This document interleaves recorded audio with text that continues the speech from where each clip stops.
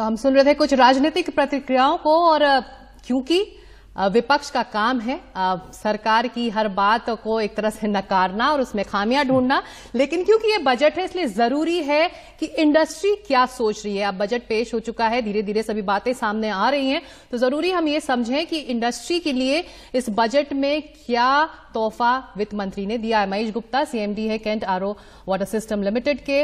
महेश जी, बहुत शुक्रिया, आपने वक्त निकाला एनडीटीवी के लिए। सबसे पहला सवाल तो यही, पॉलिटिशियंस अपना काम करें, खासतौर से विपक्ष के पॉलिटिशियन, लेकिन सबसे महत्वपूर्ण बात आपको इस बजट में क्या लग रही है?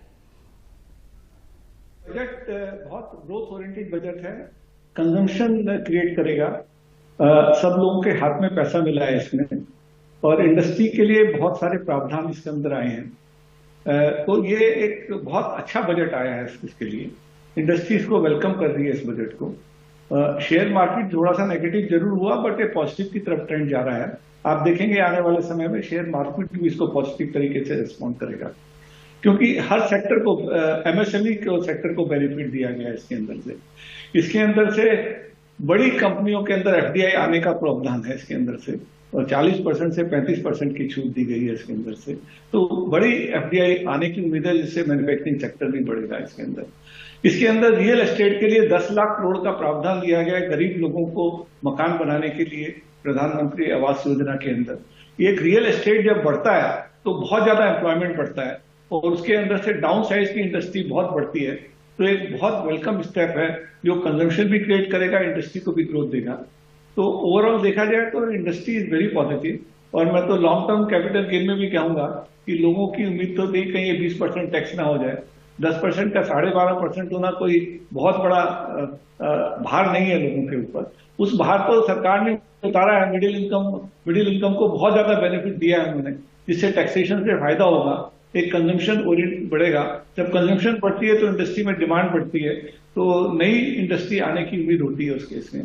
गुप्ता जी, मैं ये पूछना चाह रहा था आपसे, कंजम्पशन बढ़ेगा, इकोनॉमी के रिवाइवल के लिए बहुत अच्छा बजट है, जैसा कि आप बोल रहे हैं एफडीआई से आएंगी, लेकिन एक आम हिंदुस्तानी के लिए बात करें, बिल्कुल साधारण हिंदुस्तानी जो रोजमर्रा का जीवन जीता है, मेहनत कश किसान है, मजदूर है, उसके लिहाज से अगर बात की जाए बिल्कुल लेमैन की लैंग्वेज में, उसको इस बजट से क्या फायदा होने वाला है? आपके मुंह से जब आप समझाएंगे इस चीज को तो ज्यादा अपील करेगा, इसलिए मैं आपसे पूछ रहा हूं। देखिए, एग्रीकल्चर सेक्टर को पैसा मिला है इसमें, तो गांव में पैसा आएगा, एक बात। दूसरी बात यह कि अपने को पॉजिटिव नेगेटिव दोनों देखना चाहिए। एक फिस्कल कंट्रोल लाई है सरकार, 4.9% में डेफिसिट रखा है, अगले साल के लिए 4.5% का है। हमारे लिए ये भी जरूरी देखा जाए कि हमारा इन्फ्लेशन नहीं बढ़े। अगर महंगाई बढ़ती है तो वो भी नुकसान करती है। अगर ये सब कंट्रोल नहीं करा जाता तो एक आम आदमी को जो महंगाई की मार पड़ रही है पूरी दुनिया में, वो मार इस देश में नहीं पड़ेगी। ये कंट्रोल किया गया, एक बहुत अच्छा वेलकम स्टेप है उसके हाथ से, और हर एक के हाथ में कुछ ना कुछ बेनिफिट मिल रहा है इसमें। तो आम आदमी को भी आपको मजदूरी मिलेगी। अब सरकार ने बोला कि तनख्वाह, 1 साल की तनख्वाह, 1 महीने की तनख्वाह सरकार देगी 1 करोड़ लोगों को। साथ में बोला कि आप बड़ी बड़ी कंपनियों के अंदर जाके इंटर्नशिप करिए, उसके लिए पैसा उनको दिया जाएगा। जब बड़ी कंपनियों में जाके एक मजदूर इंटर्नशिप करता है तो उसको मालूम पड़ता है कि कैसे काम किया जाता है। जब वो काम को सीख जाता है तो वो स्किल हो जाता है, उसकी एम्प्लॉयबिलिटी बढ़ जाती है उसके हिसाब से। बहुत अच्छा किया गया है। आपको हायर स्टडीज करनी है, एक कॉमन आदमी के बच्चे को वही स्कूल में पढ़ाना है, अब 3% पे आपको लोन मिलेगा। हायर स्टडीज करनी है, 10 लाख करोड़ रुपए उसमें प्रावधान किया गया। तो सबके गरीब के बच्चे को पढ़ाने के लिए अच्छे से आईटी में चले जाते हैं लोग, लेकिन उनके पास पैसा नहीं बचता कि उसको लोन कहां से लाएं। सरकार ने 3% में लोन दिया, वर्चुअली फ्री लोन है वो। आदमी पढ़ के जाएगा, बाद में कमाएगा, अपना लोन पूरा करेगा। तो बहुत सारे प्रावधान करे गए हैं। यहाँ पर आगे बढ़ने से पहले एक छोटा सा सवाल इसी से जुड़ा है कि बहुत बड़ी जिम्मेदारी बजट के जरिए प्राइवेट सेक्टर पे आई है कि वो जॉब क्रिएट करें, जो रोजगार के जो साधन है वो उपलब्ध कराएं हमारे युवाओं के लिए। तो ऐसे में प्रतिबद्धता प्राइवेट सेक्टर को अब दिखानी होगी कि वो जॉब क्रिएशन में लगे हुए हैं। मैं आपको बहुत सही बताऊंगा, प्राइवेट सेक्टर गवर्नमेंट के सोशल ऑब्जेक्टिव पे नहीं चलता। प्राइवेट सेक्टर अपना पैसा लगा के ये चाहता है कि उसमें उसको फायदा मिले। अब वो होगा कैसे? अगर एमएसएमई इंडस्ट्री बढ़ेगी तो अपना जॉब अपने आप ऑटोमेटिकली बढ़ेगी। एमएसएमई इंडस्ट्री कैसे बढ़ेगी? सरकार ने कहा लोन आपको मिलने के लिए प्रावधान कर दिया। सबसे बड़ी किल्लत एमएसएमई में है, उनके पास पैसे की अवेलेबिलिटी नहीं होती, डिमांड है मार्केट में। एमएसएमई बढ़ेगी तो इनडायरेक्ट बेनिफिट मिलेगा कि आपको ज्यादा एम्प्लॉयमेंट मिलेगी। बट आप ये सोचें कि एमएसएमई इंडस्ट्री एक सोशल ऑब्जेक्टिव करेगी क्योंकि सरकार को जॉब चाहिए, ऐसा नहीं होता है। क्योंकि एमएसएमई इंडस्ट्री वैसे ही जूझ रही है, ये जूझ रही है कि उसकी प्रॉफिटेबिलिटी कैसे मेंटेन हो, उसको ईज ऑफ डूइंग बिजनेस चाहिए। उसको कुछ और भी हो सकता था, मैं उस चीज के भी जिक्र नहीं करना चाहूंगा। जितना हुआ उसको डाइजेस्ट करें, आगे चलें, और बहुत अच्छा बजट है, मैं उसको ये नटशेल में। चलिए, बहुत बहुत शुक्रिया गुप्ता जी, आपने वक्त निकाला, हमसे जुड़े, और आपके हिसाब से बजट बहुत अच्छा है। बहुत बहुत धन्यवाद हमसे बात करने के लिए। तो कुल मिलाकर व्यापारियों को, उद्योगपतियों को ये बजट पसंद आ रहा है सिकता। और जैसे कि हमने कहा कि जब long term capital gain tax की अनाउंसमेंट किया गया कि उसको बढ़ाया जा रहा है, तो उसके बाद शेयर मार्केट अचानक से हिल गया था, काफी ज्यादा डिस्टर्बेंस थी। पर धीरे धीरे लोगों को समझ में आ रहा है कि बजट में आगे जाकर ऐसी तमाम प्रावधान है जिससे पूरी ओवरऑल इकोनॉमी को फायदा होने वाला, हर व्यक्ति को फायदा होने वाला है, और इसीलिए अब काफी हद तक शेयर मार्केट भी रिकवर कर गया है। बिल्कुल, और अर्थशास्त्री जो स्टडी करते हैं इकोनॉमी को, उनको भी ये बजट पसंद आ रहा है सुमित। तो वाकई उम्मीदों का बजट है और नींव रखी गई है विकसित भारत की इस बजट के जरिए। हम लौट रहे हैं इस खास खबर पर जिसका लगातार कवरेज जारी है। आप देख रहे हैं NDTV इंडिया, कहीं मत जाइए, लौटिए इस देखें।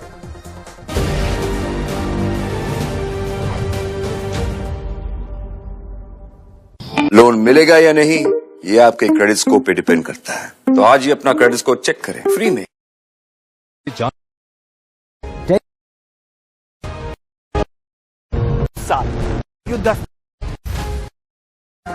उम्मीद आते हैं कि क्या गया था कौन है इंडस्ट्रीज की, और वो ही सबसे ज्यादा एम्प्लॉयमेंट देते हैं। जो लार्ज इंडस्ट्रीज होती है वो ऑटोमेशन में भी जाती हैं, और क्वालिटी कंट्रोल के लिए लार्ज प्रोडक्शन में एमएसएमई ही एक ऐसी यूनिट्स बसती हैं जो एम्प्लॉयमेंट जनरेट करती हैं, जो आज की एक स्थिति में बहुत सबसे जरूरी है। और परसेंटेज कॉन्ट्रीब्यूशन मदद देने के लिए की जाए स्टार्टअप की बात में।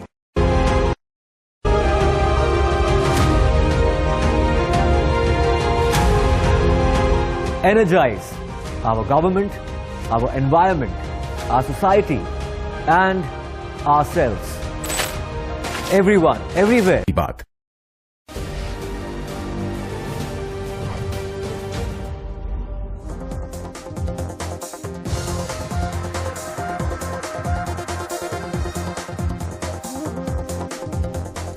उम्मीदों का बजट विशेष कवरेज आप देख रहे हैं। उम्मीदों का बजट हमने इसको इसलिए भी कहा है क्योंकि इस बजट में रोजगारोन्मुखी कार्यक्रम चलाने की खास तौर पर तवज्जो दिया गया है। चाहे वो स्टार्टअप की बात हो, चाहे वो एमएसएमई की बात हो। स्टार्टअप में जैसे एंजल टैक्स को पूरी तरीके से खत्म करने की बात कर दी गई है।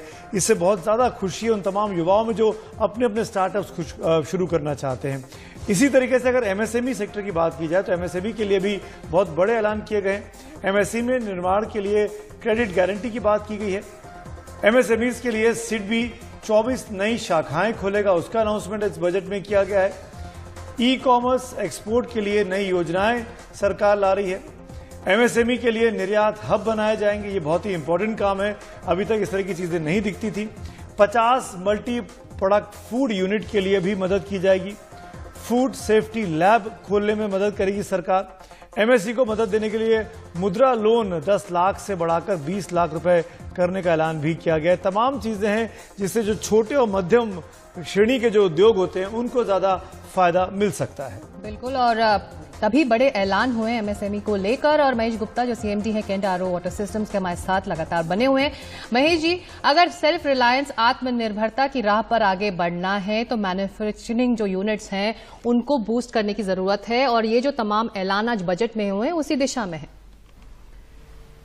बिल्कुल ठीक आपने कहा, एमएसएमई बैकबोन है इंडस्ट्रीज की, और वो ही सबसे ज्यादा एम्प्लॉयमेंट देते हैं। जो लार्ज इंडस्ट्रीज होती है वो ऑटोमेशन में भी जाती हैं, और क्वालिटी कंट्रोल के लिए लार्ज प्रोडक्शन में एमएसएमई ही एक ऐसी यूनिट्स बसती हैं जो एम्प्लॉयमेंट जनरेट करती हैं, जो आज की एक स्थिति में बहुत सबसे जरूरी है। और परसेंटेज कंट्रीब्यूशन भी टोटल टर्नओवर का एमएसएमई का ज्यादा है कंपेयर टू लार्ज इंडस्ट्री थी। तो उसमें आपने जो फायदे गिनाए, एक बहुत अच्छे सारे फायदे आपने खुद ही बताया जब 10 लाख से 20 लाख का लोन मिलेगा एक एमएसएमई को, तो वो और अपनी इंडस्ट्री को बढ़ा सकता है और काम कर सकता है। मैं उसके अलावा 2 चीजें और बताना चाहूंगा, जो आपने 5 चीजें बताई जो है। जी। एक, जितनी भी R&D हुई है वर्ल्ड में, वो सब एमएसएमई से शुरू होती है। बड़ी इंडस्ट्रीज जब एक चीज स्टेब्लिश हो जाती है, तब उसको प्रोडक्शन में लेके आती है। R&D का सारा काम एमएसएमई इंडस्ट्रीज में होता है। ये यहाँ पर नहीं, पूरे वर्ल्ड के अंदर ये प्रोसीजर है। फिर एमएसएमई इंडस्ट्री को बड़ी इंडस्ट्री खरीद लेती है उसके हिसाब से। तो सरकार ने इस बार R&D के लिए एक बहुत बड़ा बजट रखा है। मैं समझता हूँ कि एमएसएमई इंडस्ट्री भी उस बजट का इस्तेमाल करके R&D में स्पेंड करेगी। दूसरा, एम्प्लॉयमेंट लिंक इंसेंटिव खाली बड़ी इंडस्ट्री के लिए नहीं है, एमएसएमई इंडस्ट्री के लिए भी लागू होगा कि जब कोई आदमी एम्प्लॉय होगा तो उसका 1 महीने का वेतन सरकार उसके अंदर लेके आएगी। तो ये 2 सब्जेक्ट्स भी एमएसएमई इंडस्ट्री को बहुत फायदा करने वाले हैं। तो इंडस्ट्रियल में समझता हूं एक एमएसएमई इंडस्ट्री के लिए बहुत बहुत बहुत अच्छा बजट है जो उनको फायदा करेगा ग्रो करने में। चलिए, बहुत बहुत शुक्रिया गुप्ता जी, हमसे बात करने के लिए आपने वक्त निकाला। थैंक यू सो मच इस पूरी बजट के प्लान पर बात करने के लिए।